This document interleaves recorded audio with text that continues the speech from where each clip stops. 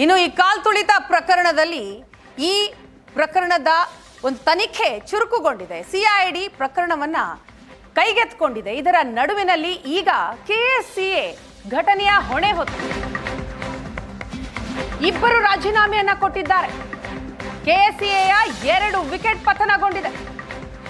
KSCA ಕಾರ್ಯದರ್ಶಿ ಆಗಿದ್ದಂತಹ ಶಂಕರ್ ರಾಜೀನಾಮೆ ಕೊಟ್ಟಿದ್ದಾರೆ. ಇನ್ನು ಖಜಾಂಚಿ ಜಯರಾಮ್ ಕೂಡ ರಾಜೀನಾಮೆಯನ್ನ ಕೊಟ್ಟಿದ್ದಾರೆ. ಈ ಘಟನೆಯ ಹೊಣೆ ಹೊತ್ತು ಇಬ್ಬರ ವಿರುದ್ಧವೂ ಕೂಡ ಪೊಲೀಸರು ಎಫ್ಐಆರ್ ಅನ್ನ ದಾಖಲು ಮಾಡಿಕೊಂಡಿದ್ರು. ಮತ್ತೊಂದು ಕಡೆ ಹೈಕೋರ್ಟ್ ಮೂಲಕ ಈ ಇಬ್ರು ರಕ್ಷಣೆಯನ್ನ ಪಡೆದಿದ್ರು. ಬಲವಂತದ ಕ್ರಮ ಬೇಡ ಅಂತ ಕೂಡ ಹೈಕೋರ್ಟ್ ಹೇಳಿತ್ತು. ಇದಾದ ನಂತರ ನಿನ್ನೆ ಕಾರ್ಯದರ್ಶಿ ಹಾಗೂ ಖಜಾಂಚಿ ರಾಜೀನಾಮೆ ಕೊಟ್ಟಿದ್ದಾರೆ ತಮ್ಮ ಸ್ಥಾನಕ್ಕೆ. ಇಷ್ಟು ಸಾಕ? ಅಧ್ಯಕ್ಷರು ಎಲ್ಲಿ? ಕೆಎಸ್ಸಿಎಯ ಅಧ್ಯಕ್ಷರು ಎಲ್ಲಿ ಅಂತ ಜನ ಪ್ರಶ್ನೆ ಮಾಡ್ತಾ ಇದ್ದಾರೆ. ಚಿನ್ನಸ್ವಾಮಿ ಸ್ಟೇಡಿಯಂ ಬಳಿ ಆದಂತಹ ಕಾಲ್ತುಳಿತ ಪ್ರಕರಣದಲ್ಲಿ 11 ಮಂದಿ ಬಲಿಯಾದರು. ಘಟನೆ ನಡೆದ 24 ಗಂಟೆ ಯಾರ ವಿರುದ್ಧವೂ ಕೂಡ ಕೇಸ್ ದಾಖಲಾಗಿರಲಿಲ್ಲ. ಅದಾದ ನಂತರ ಕೆಎಸ್ಸಿಎಯ ಸಿಬ್ಬಂದಿ, ಖಜಾಂಚಿ, ಕಾರ್ಯದರ್ಶಿ ಇವರ ವಿರುದ್ಧ ಕೇಸ್ ದಾಖಲಾಗುತ್ತೆ. ಕಬ್ಬನ್ ಪಾರ್ಕ್ ಪೊಲೀಸರು ಕೇಸ್ ದಾಖಲು ಮಾಡಿಕೊಳ್ತಾರೆ. ಇದರ ಬೆನ್ನಿನಲ್ಲಿ ರಕ್ಷಣೆ ಕೋರಿ ಹೈಕೋರ್ಟ್ ಮೊರೆ ಹೋಗ್ತಾರೆ ಕಾರ್ಯದರ್ಶಿ ಶಂಕರ್ ಹಾಗೂ ಖಜಾಂಚಿ ಜಯರಾಮ್. ಕೋರ್ಟ್ ಕೂಡ ಹೇಳುತ್ತೆ ಇಲ್ಲ, ಬಲವಂತದ ಕ್ರಮ ಬೇಡ ಅಂತ.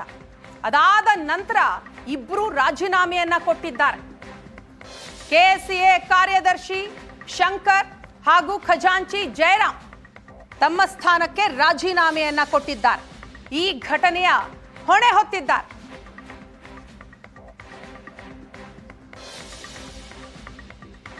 ಇಬ್ಬರ ವಿರುದ್ಧವೂ ಕೂಡ ಎಫ್ಐಆರ್ ಆಗಿದೆ.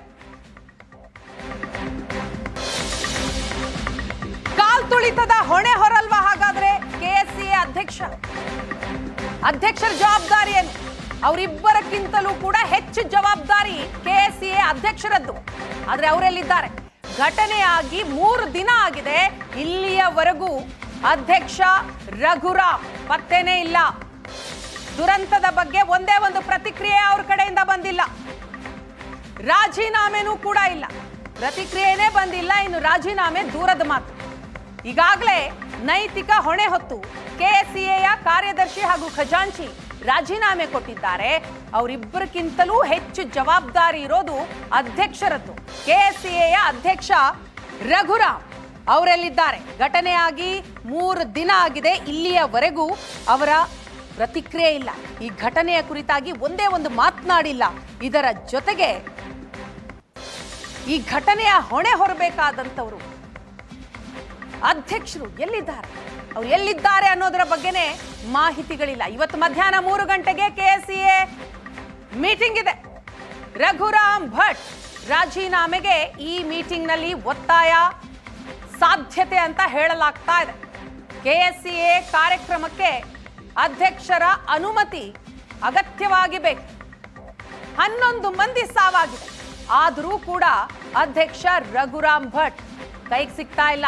ಎಲ್ಲಿದ್ದಾರೆ ಅನ್ನೋದ್ರ ಬಗ್ಗೆ ಮಾಹಿತಿ ಇಲ್ಲ. ಇನ್ನೇನು ಕೆಲವೇ ಹೊತ್ತಿನಲ್ಲಿ ಕೆಎಸ್ಸಿಎ ಇಂದ ಸುದ್ದಿಗೋಷ್ಠಿಯೂ ಕೂಡ ಇದೆ. ಜೊತೆಗೆ 3 ಗಂಟೆಗೆ ಮೀಟಿಂಗ್ ಇದೆ. ಈ ಮೀಟಿಂಗ್ ನಲ್ಲಿ ರಘುರಾಮ್ ಭಟ್ ಅವರ ರಾಜೀನಾಮೆಗೆ ಒತ್ತಾಯಗಳು ಕೇಳಿ ಬರೋ ಸಾಧ್ಯತೆ ಇದೆ. 11 ಜನರ ಸಾವಿಗೆ ಕೆಎಸ್ಸಿಎ ನೇರ ಹೊಣೆನ? ಜನ ನಿಯಂತ್ರಿಸುವಲ್ಲಿ ಕೆಎಸ್ಸಿಎ ವಿಫಲ ಆಗಿದೆ. ಜನಸಂದಣಿ ನಿಯಂತ್ರಣ ಮಾಡಬೇಕಾಗಿತ್ತು ಕೆಎಸ್ಸಿಎ, ಆದರೆ ಅದಾಗಿಲ್ಲ. ವಿಫಲ ಆಗಿದೆ ಕೆಎಸ್ಸಿಎ. ಕೆಎಸ್ಸಿಎ ವಿರುದ್ಧ ಮಾಜಿ ರಣಜಿ ಪ್ಲೇಯರ್ ಆಕ್ರೋಶವನ್ನ ವ್ಯಕ್ತಪಡಿಸಿದ್ದಾರೆ.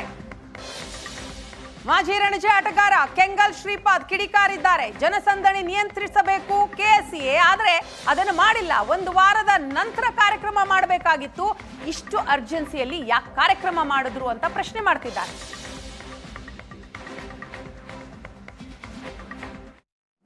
ಎರಡು ಕಾರಣದಿಂದ ಆಗಿರೋದಮ್ಮ. ಒಂದು, ಕ್ರೌಡ್ ಕಂಟ್ರೋಲ್ ಅಂತ ಒಂದು ಪದ ಇದೆ ಇಂಗ್ಲೀಷ್ನಲ್ಲಿ. ಅದರಲ್ಲಿ ವಿಫಲ ಆಗಿರೋದು KSA ಅಫಿಷಿಯಲ್ಸು. ನಂಬರ್ 1. 21 ಗೇಟ್ ಇದೆ ಅಲ್ಲಿ, ತೆಗೆದಿರೋದು 3 ಗೇಟು.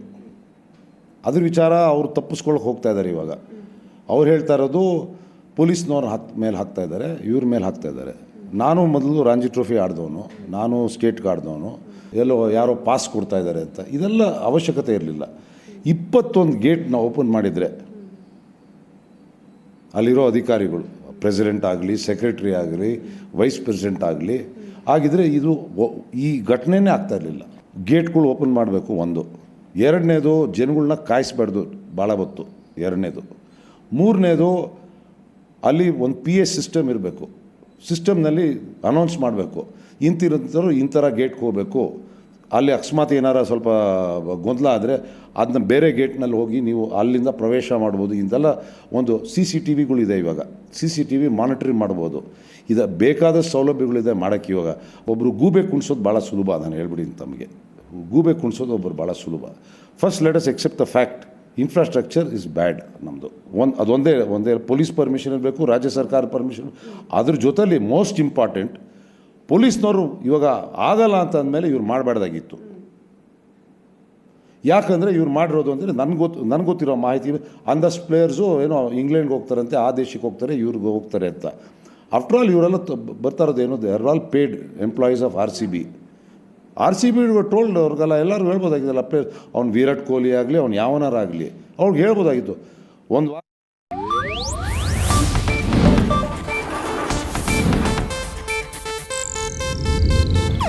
ಇದು ಏಷ್ಯಾನೆಟ್ ನ್ಯೂಸ್ ನೆಟ್ವರ್ಕ್ ಪ್ರಸ್ತುತಿ.